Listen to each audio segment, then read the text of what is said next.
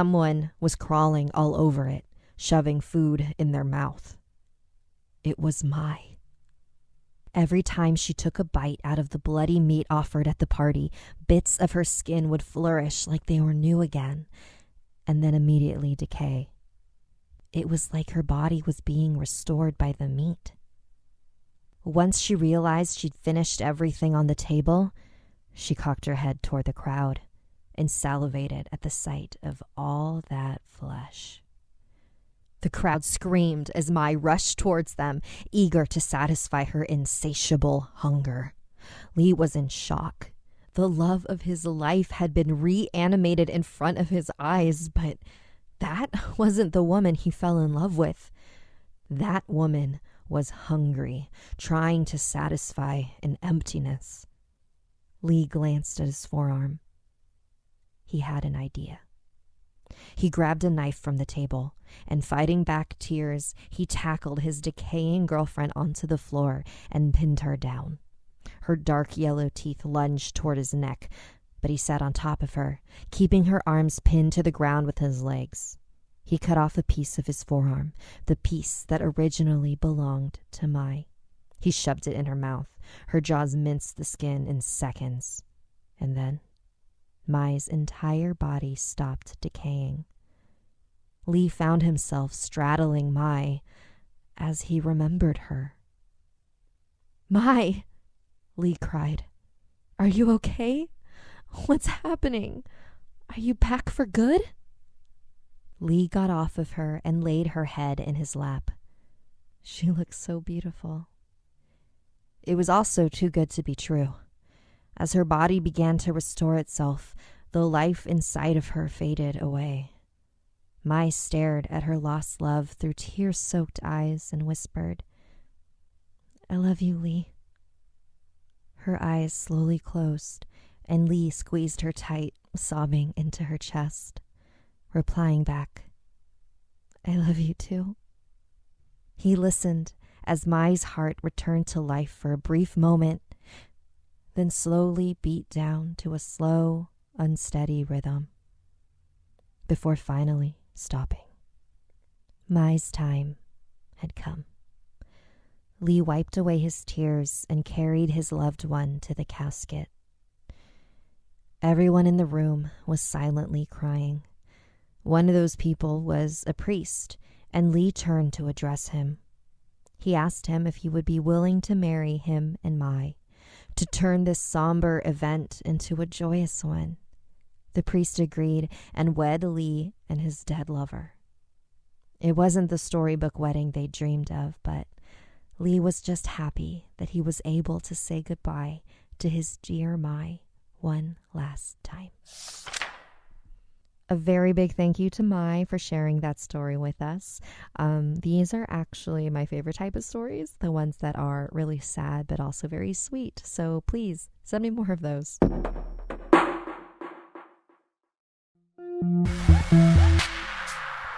This next story comes from Clark, who did not know his grandmother as well as he thought. When I was 13 years old, my grandmother passed away. I was sad, but things only got worse for me after that. My grandma was my favorite person in the world. She wouldn't say it out loud, but I knew I was her favorite grandchild. She was an amazing baker and always made the best pastries and goodies for family occasions. She made this delicious strawberry pie that had a certain detail I could never forget. Little pie crust men on the outside edge of the pie. I loved visiting my grandma and eating her famous pies while she told me stories of when she was younger. But when I turned about 10 years old, my parents were suddenly very against me visiting her. They told me that she was getting very old and delusional and was saying things she didn't mean or understand. They did allow me to have phone conversations with her, and that was enough for me at the time. "Clarky," she'd croak over the phone. "why don't you see your dear grandma anymore? Do you not love me?" That was the worst. I mean, what was I supposed to tell her? That my parents think she's crazy and I shouldn't see her? I would just apologize and make up some excuse and promise that I'd see her very soon. I hated lying to her. And that's how it was for the next 3 years. A phone call here and there where my grandma guilted me for not visiting her. Over time, her pleas became less sympathetic and more angry. Clarky, how dare you not visit your grandmother? You should be ashamed of yourself after everything I've done for you. I didn't like talking to her much after that. Not very long after, my grandma had passed away. I knew my grandma was a very social person, but I did not expect to see as many people as I did at her funeral. There were a lot of people I did not recognize, but a lot of people recognized me. I heard the phrase, "You must be Clark. I recognize you from your granny's pictures," about 10 times. It was nice to know my grandma was proud of me. A few weeks later, I overheard my parents talking in the other room about the plan for cleaning up my grandma's house. "I can help," I said as I stepped into the room. My parents shot each other a look. "That's okay, you don't need to." "I know, but I want to. Grandma's house was pretty big. There's probably a lot of stuff to go through." "We don't want you there, Clark." Okay. Sorry. I didn't mean to yell. It's just better if you don't go over there, okay? When you're a kid, adults love keeping things from you. They think they're protecting you. They think that there are certain things you're better off not knowing. But if they had just told me what was going on, I would never have let those people into our home. The next day, my parents went over to my grandmother's house and told me to stay. They were going to be gone most of the day and made me promise not to leave the house, which I didn't. Maybe 5 minutes after they left, I heard the doorbell. I thought it was my parents coming back because they forgot something, so I opened the door. Standing there were 3 women. I remembered them from my grandmother's funeral. One of them was holding a red box. "Hi, Clarky," one of them said. "We're friends of your granny's. Do you remember us?" "Yes, I do. Hi," "Your granny made the best strawberry pies," the lady continued. "She would always bring one to our meetings. Before she died, she gave us the recipe and wanted us to bring you one. I mean, it's a bit of a shame she couldn't bring you one herself before she passed, but..." The lady shrugged her shoulders. She held out the box, and I took it from her. Thank you for this." I motioned to close the door, but she held out her hand and stopped it. "Well, aren't you going to invite us in?" My parents don't really like me having visitors when they're not here." "Oh, we'll be in and out in a flash. You'll barely notice we were here. We just want to see your reaction to our pie. We want to make sure we did your granny's recipe justice." All 3 of them smiled widely at me. I knew I wasn't supposed to let them in, but I also didn't want to be rude. Okay. I stepped aside and let them into the house. I led them to the kitchen, and they sat at the table. I grabbed 4 plates, but the lady said, "Oh, we won't be having any. It's all for you." I took my plate, grabbed a fork and knife, and sat down. They were all watching me so intensely. It was incredibly uncomfortable. "Here, let me help you," one of the ladies said as she stood up and grabbed the knife from my hand. Another lady opened the box to reveal a crimson red strawberry pie. And around the rim were the tiny little pie crust men, just as my grandmother used to make. The lady cut a quarter of the pie and placed the slice onto my plate. The red juice oozed everywhere, and some dripped onto the table. "Tell us what you think," they said. I scooped a small piece onto my fork and placed it in my mouth. It was gooey, very juicy. The crust was baked to perfection. I went for another bite. "I think he likes it," one of the ladies exclaimed. As I chewed the next bite, I could see the women sharing a look with each other. One of them nodded slightly. Something was up. I put my fork down. It's very good. Thank you so much. Simultaneously, the 3 women stood up. One of them grabbed me from behind and held me to the chair. The other 2 began to chant in a language I didn't understand. I began to kick and pull, but the lady held me tight. I had never been more scared in my entire life. Then, after 1 minute, they stopped chanting. The woman who was holding me down released me and gave me a hug, which I did not want. It's done. Your granny will be so happy. What did you do to me? What's going on? You love your granny, don't you? She asked. Don't you want to be with her forever? I don't understand. You're scaring me. My grandma's dead. Your granny remains in her home as a spirit. And by drinking her blood, What? Your spirits are now bound together. And it won't be long before you're reunited again. Oh, I'm so happy for you. The other women came over to hug me, but I pushed them away. Get out! The women were giggling as they walked out the house. I started panicking. Their words were bouncing around in my head. My grandma was a spirit? I drank her blood? It wouldn't be long before I reunited with her. What were they saying? When my parents came home later that day, I avoided them. I stayed in my room and didn't feel like talking to them. I wondered if they knew about all of this, about my grandma's weird friends. Is this why they didn't want me going to grandma's anymore? Or did they really think grandma was just losing it and they were trying to shield me from seeing her that way? Was grandma's spirit really still in that house? And was I really going to reunite with her soon? Whatever the case, I didn't tell them what happened. I wasn't even sure myself what had happened, and I didn't want to worry them with inaccurate stories. Besides, there are certain things that are better off not knowing. Thank you, Clark, for sharing that story with us. I think it's awful that those women forced you to eat that blood pie, but I'm sure that you'll be fine, and I hope that you're safe.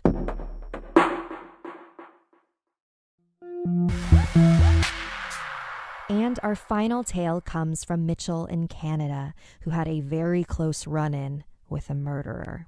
There is an animated version of this story up on youtube.com/snarls, so after you listen, make sure you check it out. When Mitchell was about 12 years old, his mom Susan was set up on a blind date with a woman named Elizabeth. It went pretty well, so Susan introduced her to Mitchell. From the beginning, Mitchell had a weird feeling about her. It felt like she didn't quite know how to interact with children, so she was always a bit distant and cold. Meanwhile, she was showering Susan with gifts and acting pretty clingy. A week after Susan and Elizabeth started dating, the 3 of them went to Susan's friend's wedding. Elizabeth wore a baggy tie-dye shirt and basketball shorts, a very odd choice for a formal occasion. When they got there, Mitchell's eyes grew at the sight of all the food. His eyes landed on the platters of shrimp, but Susan reeled him back into reality. Don't eat any of the seafood. It was cooked with peanut oil. Mitchell sighed in disappointment. He loved shrimp, but was allergic to peanuts. Later in the evening, Elizabeth approached Mitchell at the table, holding a plate of shrimp and smiling widely. Look, a guest brought some seafood cooked without peanut oil. Isn't that lucky? Your mom asked me to bring this to you. Enjoy. She placed the plate in front of Mitchell and walked away. Mitchell looked around to see if he could spot his mom and get her nod of approval, but he couldn't see her. Being a young kid, he didn't overthink it and ate a shrimp. It was just as delicious as he had hoped it would be. So he ate another and another until his throat swelled up and couldn't swallow anymore.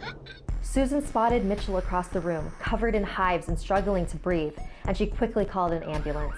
Once Mitchell was okay and everything had calmed down, Susan scolded him. I told you not to eat the seafood. Why didn't you listen to me? It was Elizabeth. She said it didn't have peanut oil. She said you told her to give it to me. Susan looked over at Elizabeth. Oh, poor kid. He's delusional from the medication. A week later, Susan called things off with Elizabeth. She believed Mitchell when he told her that Elizabeth had tricked him, and she couldn't stand the thought of being with someone who would intentionally cause harm to her child. Just to be safe, they changed their number so Elizabeth couldn't get a hold of them. Years had passed and they had forgotten about Elizabeth. Until this past summer, when they turned on the news. Her job was to care for the elderly and comfort the ill, but former nurse Elizabeth Wetlaufer is now one of Canada's worst serial killers. The woman they called Beth was charged today with 8 counts of first-degree murder. 4 counts of attempted murder and 2 counts of aggravated assault. She had killed their loved ones. All by way of insulin overdoses. In a chilling confession to police, Wetlaufer claimed they were annoying. Wetlaufer was found guilty of professional misconduct. Make sure that this woman gets the justice she deserves because she had no right to do what she did. I think she's sick. Literally sick. Oh my God.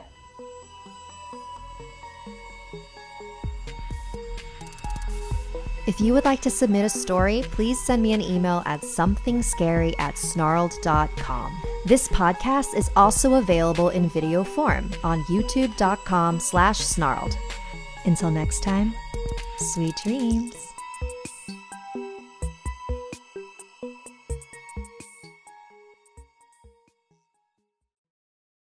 Hi, Oddings. This is the Something Scary podcast. I'm your Ate Sapphire.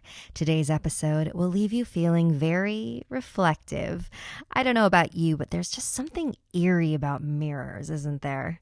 So it's no wonder they're the base of many superstitions, rituals, and sightings. And that's what today's episode is all about. First, we'll listen to a short, true story from my cousin about the time she played Bloody Mary. Then we'll try to uncover the secret of the Daylight Manor. And finally, learn the truth about a mysterious mirror. I receive hundreds of amazing story submissions every single week. If you have a tale you're dying to share, send me an email at somethingscary@snarled.com. And if you haven't already, make sure you subscribe to the Dark 5 podcast featuring Rachel Evans, available on Apple Podcasts or wherever you listen to your favorite shows. I also have a very special announcement to make. If you want more from Something Scary, we just launched a Patreon. By becoming a member, you get access to exclusive posts, videos, live streams, and much more. Head on over to patreon.com/snarled for more details. But before we get into today's episode, I'd like to start off with some listener mail. I got a very interesting email from Tu regarding last week's story about a Hmong couple and a funeral. Tu writes, I just want to start off by saying that I'm a big fan of your podcast and YouTube channel. I listen and watch your channels religiously. I've never been one to be scared easily, but your most recent podcast episode scared the crap out of me. Let me preface by saying that I myself am Hmong, and our culture is a very superstitious one. So again, when I got the notification that you've uploaded a new episode on your podcast, Tasty Terror, I was ecstatic. The first story was definitely creepy. And then I heard you mention that the second story was about a Hmong couple. It wasn't so much the story that scared me, but rather the particular audio that you used to create the funeral atmosphere. Yes, the woodwind instrument used at funerals. You see, this instrument is specifically used to help direct the lost soul or the dead to its sound. Elders say that the way the instrument is played is very similar to how a person would say, "Come over here." The way the drum beat signifies the dead asking, "Where to?" As soon as I heard the audio clip, I paused the podcast immediately. According to our belief, the sound of this woodwind instrument is strictly forbidden to be played inside one's household, especially the clip that you used. It's specifically the song played during funeral proceedings, and it is said that if one is careless, you may accidentally invite the dead into your home. I understand that not all of your viewers are Hmong, but please provide a warning for those that are. It truly is not something we kid around about. There are many skeptics, yes, but I personally would exercise caution. Anyways, thank you for taking your time to read this lengthy email. Keep doing what you do best and give us something to be scared about. Firstly, I'd like to thank Tu for sharing that information with me. I really, truly appreciate it when listeners share important details like this with me because I want to be as respectful as possible. But if it makes you and any other Hmong listeners feel better about listening to that episode, I did slow the audio down and distort it a bit, so it's not exactly the sound of the instrument or funeral song. Thanks for listening, and if any of you have additional takes or reactions to any of the stories on this podcast, you can email somethingscary@snarled.com. So, want to hear something scary?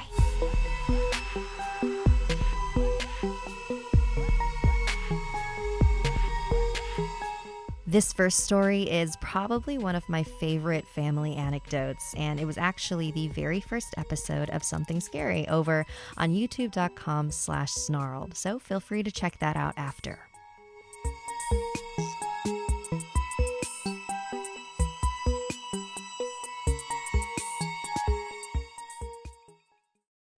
"16-year-old Sarah was spending the night at her friend Lauren's.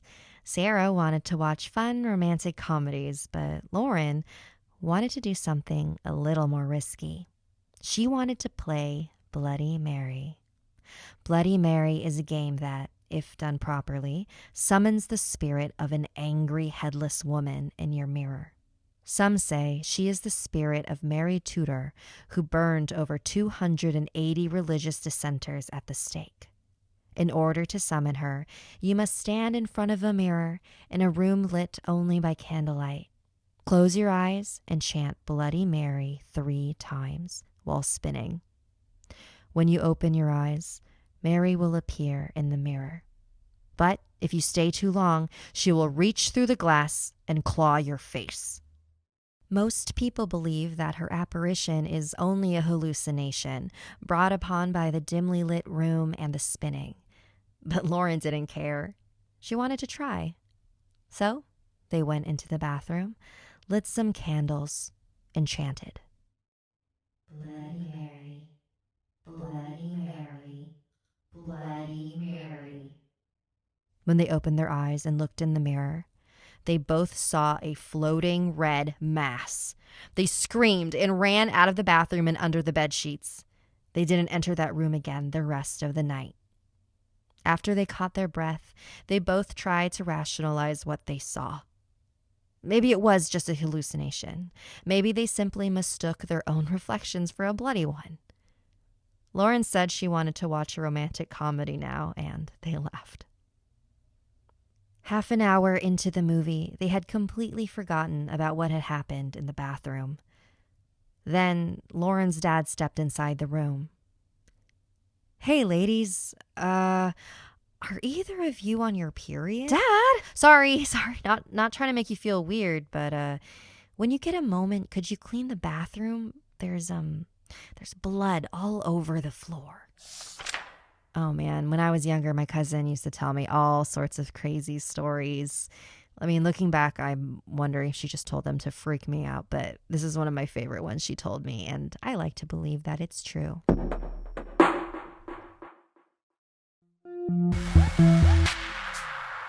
This next tale is an original short story written by Snarled's very own Adam Sinker. If you didn't know, Adam handles our social media and helps me gather stories for the show. So please enjoy House of Mirrors, and if you like it, let him know. Isaac Thompson drove his 4-door sedan up the mossy hill of the Temperate Estates. The ride was bumpy, as the road had not been maintained, but Isaac's car would not give up. Nor would Isaac. This was the last house he had to sell in the Temperate Estates, and it constantly avoided customers. The Daylight Manor was a gorgeous Victorian country home with the blooming flowers and green grass. Butterflies flapped from one bush to the next, and melodic songbirds made their home in the oak trees that sprung out from the lawn. The house itself was cute, prim, and proper. 4 stories and wide enough to escape the term of tower. Covered in pastel yellow paint and outlined in white timber, the Daylight Manor was a dreamlike, idyllic cottage for any family. There was only one problem. It was a bright, cheery home, and it strived to remain that way. The wonderful sunbeams and glow of the morning light that surrounded the house was like something out of a painting. But that light never went out. For the Daylight Manor, it was always morning. No one in the estates could figure out the original architect of the Daylight Manor, so the constant stream of sun remained a mystery. This also made it very difficult to sell. The sun that shone on the Daylight Manor mimicked the morning rays, encouraging its occupants to wake. Residents found it very difficult to sleep when their shutters could not keep up with the heat and intensity of the Daylight Manor's sun. Pleasant slumbers were not common in this house, and those who purchased it would not stay long. Even more peculiar was the will of the house. Although the other homeowners in temperate estates would mark it up to fantasy, the Daylight Manor seemed to have an agenda to constantly keep its pleasant appearance. There has never been any written accounts about the will of the Daylight Manor, but stories have been told. A landscaper once tried to remove an oak tree from the lawn. His saw split in half upon the third attempt. New coats of paint that were applied to cover up the pastel yellow somehow dripped off the wood of the house. Exterminators found it impossible to remove the butterflies, and despite residents' hope that the incessant chirping would stop, the baby birds nesting in the oak trees never seemed to grow older. An endless supply of worms fed the never-aging babies, and the mothers would repeat the retrieval process every hour. One specific incident had the estates buzzing for years. A rowdy couple had purchased the Daylight Manor. Several weeks had gone by, and the couple began to argue more and more with each other. One day, a fight broke out between them, and the whole neighborhood heard it. Dishes were thrown, hits were taken, and soon every resident of the estates was phoning the police. However, once the police arrived 10 minutes later, there was no evidence of domestic abuse. In fact, there was no evidence of any residents living in the Daylight Manor at all. The rowdy couple had seemingly disappeared, as well as all of their possessions and materials. The Daylight Manor was back to its pleasant self, awaiting another happy couple. Despite all this, Isaac was determined to find this house a favorable customer. His sedan bounced around the mossy streets in the darkness, high beams outlining the path ahead of him. After making one more turn, the manor came into view. Standing out from the darkness of the night, a beam of light descended the heavens and spotlighted the Daylight Manor. Birds chirping, butterflies flapping. This was the place.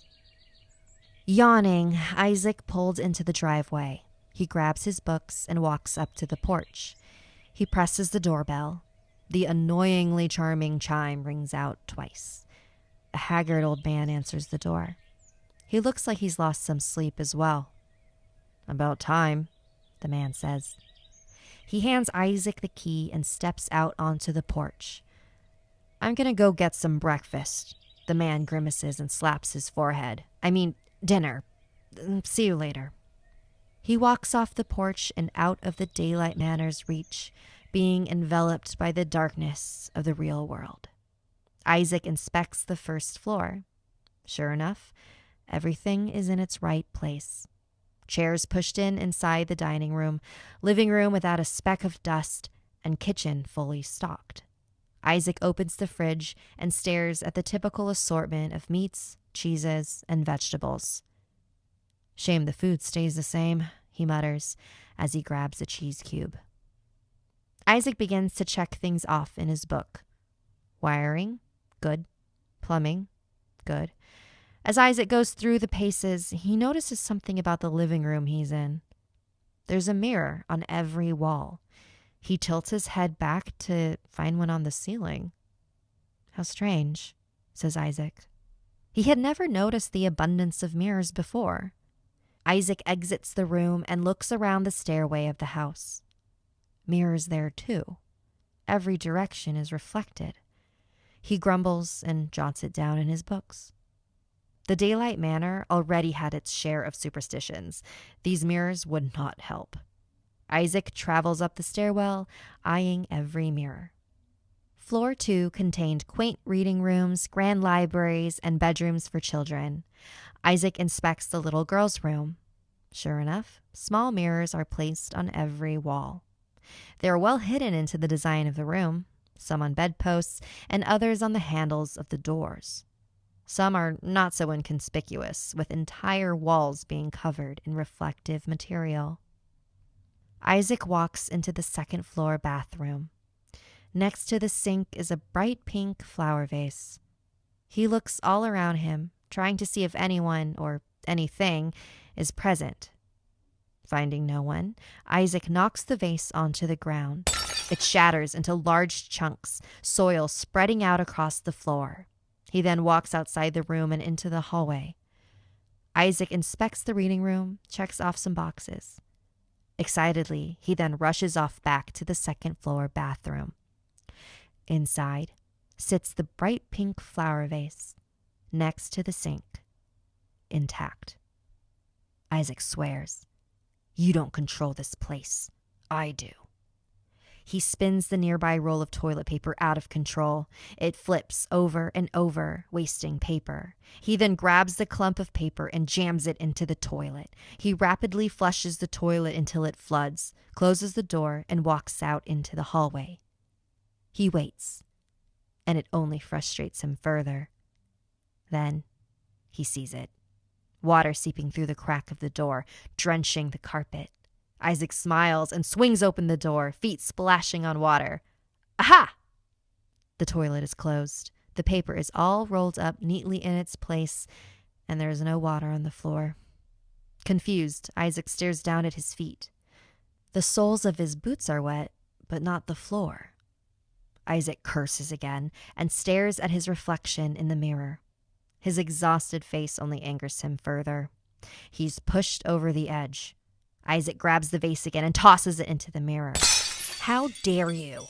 The vase shatters into smaller pieces, and the mirror cracks. The crack splinters out from the center of the mirror, creating tiny reflections of the bathroom. Isaac stares at his fuming face, red with anger. He tries to control his breathing, but Isaac catches something in the mirror.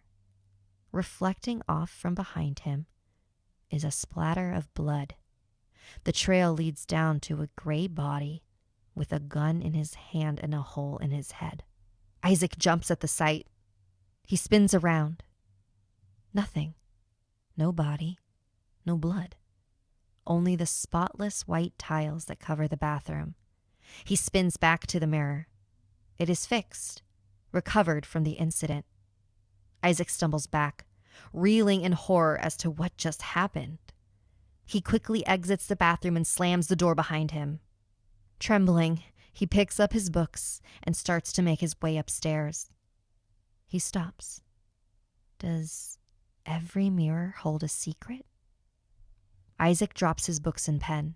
He turns and makes his way to the little girl's bedroom. It's pink, untouched, perfect. Isaac sits down at a small stool. On top of the dresser is a small hand mirror. Isaac grabs it and searches around the desk. He finds a small, ornate angel. Isaac takes the angel and smashes the hand mirror, fracturing it. He holds it up to his face and peers around his shoulder. The girl's room looks nearly identical, except for the bed. The comforter and sheets are now in a bloody clump with rips and tears all over. They leak blood. Isaac stares at it in horror, unsure whether to turn around. The covers twitch. They begin to squirm. Isaac holds his mouth shut. He then catches a glimpse of silver in the corner of the reflection. Isaac adjusts his arm, slowly moving the mirror. A large man, covered head to toe in a damp burlap material, stands rigid, holding an axe. The axe drips with blood. The mysterious creature jerks its head around, with a vertical stitch line going down the length of his face. Isaac's eyes go wide. It's staring at him. Isaac screams and drops the mirror. He rushes out of the room and dashes up the stairs into the third floor. He's sprinting through the hallway. The whole house begins to shake. Faces fall to the floor, as do mirrors. They shatter, showing horrid images in their reflections. Isaac makes it to the master bedroom and